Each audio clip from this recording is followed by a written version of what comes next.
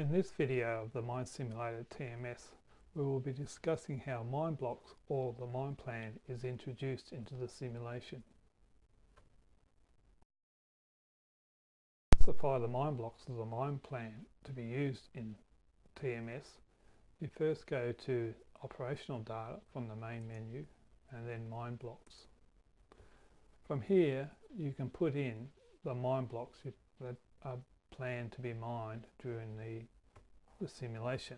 These are usually copied from another Excel spreadsheet supplied by the mining operation. The fields in the mine blocks is usually an identification field for the mine block to give it a name, an easting, a northing, and an elevation, and this is to the center of the base of the mine block, so the simulation knows where the mine block is in 3 dimensions, so it can then assign or know where the mine block is relative to the haul road network you have supplied to the simulation. If the mine block is not on a haul road node or very close by, the simulation will automatically generate a mine block haul road access road from the closest haul road node to the centroid of the mine block. And as you'll see later in other sections of the sheet, speed limits etc. can be applied on that mine access road or mine face access road. In this particular example, no elevation has been provided, so the simulation will just use the eastings and northings. In this particular case, this is a bauxite type mine, so it's like a flat pancake, so the elevations aren't that critical. The next thing they supply is the block tonnage. This is the wet crude tons that are inside the block that haven't been mined at the start of the simulation. And then you can supply optionally a block thickness. In open pits this may be a constant at 15 metres for the bench height, but in this case it's a variable, and so the simulation uses this information to determine the bucket fill factor on front end loaders if they're mining thin seams. Then there's the block type. There's multiple block types. So it could be a mine block, which is just like your normal open pit block or what have you. It could be a draw point, or it could be a stope for underground mines. Now here you can specify here whether the block has been mined partially or hasn't been mined. This is for when you want to have the mine plan sitting there and then you look at if we already mined part of the mine plan. We just, instead of removing the blocks from the spreadsheet, you can just say we already mined these blocks. So you can load this up with several years of mine plan blocks, and then you just, if you want to run the next year, you just say these blocks are already mined, so the simulation won't mine them again. The block density, this is the wet loose density of the mine block. The simulation uses this to work out how many tons are in your digger bucket. So it's the wet loose density of the material, wet tons per cubic metre cubed, but it's the loose density. Then you specify what type of material is in the block from the material types which you've specified. So this just nominates that this has got 15,000 tonnes of this type of material in there. Other definitions you can put on the mine blocks, you can actually define which mine it is. You may have a simulation that has multiple mines, so you actually say this is mine 1 and then other blocks are in mine 2 or what have you. Mining phase, this is for some open pits where you define parts of the mine into phases and you assign shovels that work in particular phases. So this is where you can define a mine block to be working in a particular phase. And this is where you can, if you've got different mining fleets, you can actually find that this is just going to be mined by mine fleet 1 or mine fleet 2. So you may have a fleet of equipment that just mines coal and another fleet that just mines waste. So you can have different fleets, and therefore you can assign which fleets are used on mining which material. The next parameter for the mine blocks is where you dump the material at. Whoops, sorry. So here you can dump the material, you can force it into dumping at a truck dump, run a mine stockpile or pass onto a conveyor in some underground mines, a waste dump or a dragline dump. If you don't specify anything, like it is here, the simulation will just look for the closest dump that can actually accept this type of material. So the truck is generally sent to that particular location. Then once again here you can actually specify somewhere on your haul road network where you're going to dump this material. So this is getting quite specific. We want to send this particular block to this actual location and dump it there. Other parameters you can put on your mine blocks is mined out delay. So this is when a block's been fully extracted. You can put a delay that associated with the digger. This can be applied to drag lines. So we mined out this big block and then there's a delay until the drag line can start moving using the next block. So that's that sort of information. You can specify whether you're single or double side loading, whether there's some blocks that are just too small to allow double side loading if you are double side loading your mine. So you can say no, in other blocks you can say yes. So that's just specifying double side loading. Once again, you've got to have the diggers also enabled for double side loading, and because it allows double side loading, it doesn't stop a digger that only does single side loading operating in that mine block.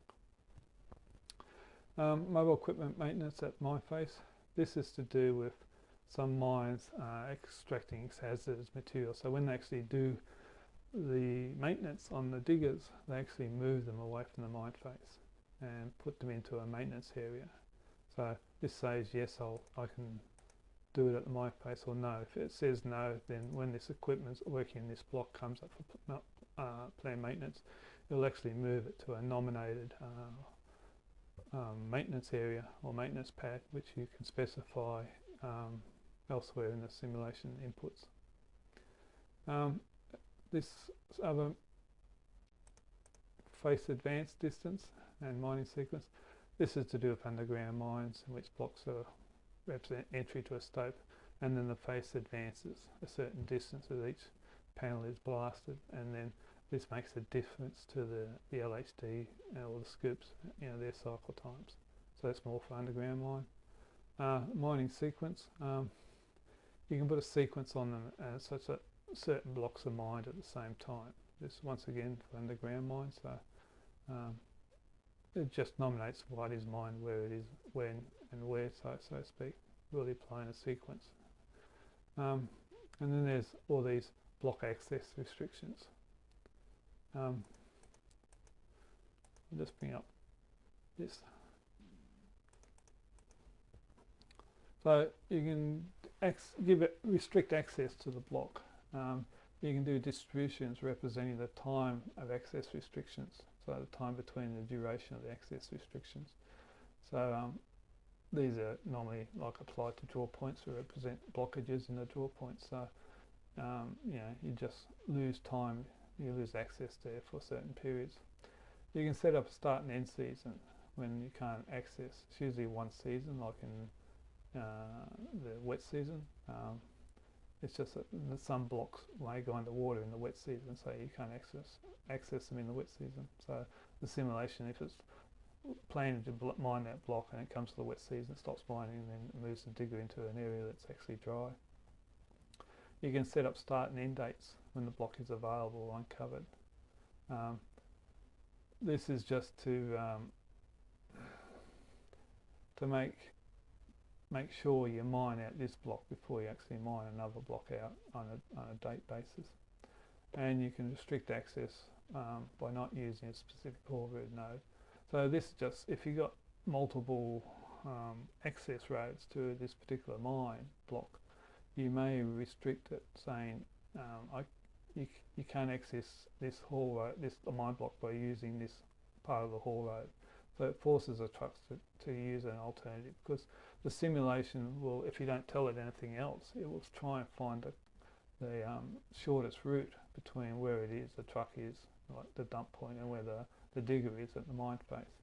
So if you want to start forcing trucks to go along the way, you can actually put in that you can't access this block using this node, therefore the simulation will actually look for an alternative route.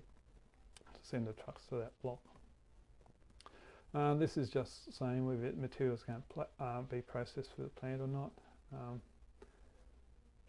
If you're set to know the material bypasses the plant or is waste, etc.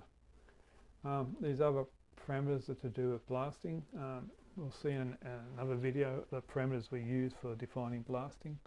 It's just that this enables you to change some of the factors on the standard way you want to define blasting, which is related to the mine block. So the first one is just the digger walk factor. So in the blasting it tells you how long it takes for a digger to move away from the face before the blast occurs.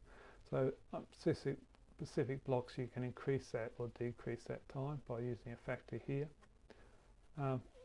Here the blasting sheet will have a standard exclusion zone around that particular blast, but for particular blocks you may want to change it from 500 to 750 for whatever reason, etc. And then you can apply a distribution to the amount of broken rock generated by the blast around this particular mine block. And then you can apply 20 different type of grade attributes to the mine block. So in this one here we've got material, silica, TAA and stuff for a bauxite mine. So it's just information about the individual average grade of material in that block, and you also have yields. So when this material goes through the wash plant, it's going to generate a certain amount of yield. It's going to return to a product, and the rest is going to go to tailings. So you can have up to 20 of these, and you can also apply a standard deviation to it. So if you just have it like this, every block here will be mined at 53% alumina. But if you put a standard deviation, that means every truckload will be slightly different. It'll have 53% plus, plus or minus this standard deviation. So each truckload will actually slowly vary as the block is mined. Other parameters you can apply here is if the simulation mines through all the blocks you have in your mine plan, because you've got extra trucks in there or something, you can ask if that happens to rewind, or you go back to the start of the mine plan. You can stop the simulation will just stop and say I'll mine through all the mine blocks, that's it. Or you can say you can park up the equipment till the end of the simulation. So depends on what you want to do, because sometimes it's right at the very end you run out of blocks. Some diggers are working and some aren't, so you can't just say park up those diggers that don't have any more blocks they can mine or whatever. The simulation will load a certain number of blocks, what it calls onto its mine face. So here it's like 100 blocks, so it'll put the first, in this case, because there's nothing else, it doesn't say anything else, it's going to load the first 100 blocks, which it's going to call on its mine face, as opposed to using the flag mined, how much has been mined.